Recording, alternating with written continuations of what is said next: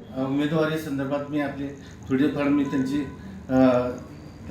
कशा पद्धतीने त्यांची कामाची पद्धत आहे हे आपल्यापाशी मी मांडत आहेत. त्यांनी पूर्वीपासून कार्यातूनच पुढे आलेले आणि काम करण्याची त्यांची पद्धत ही एक वेगळीच आहे.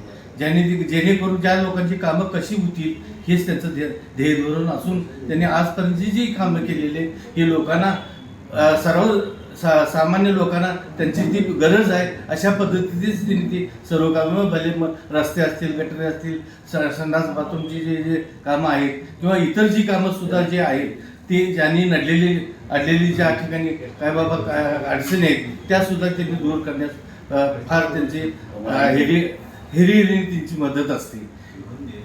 त्यामुळं रामाने हे नगरसेवक म्हणून प्रत्येकानं हे गरज आहे एक म्हणण्याची सगळ्यांना ती आस्था आहे.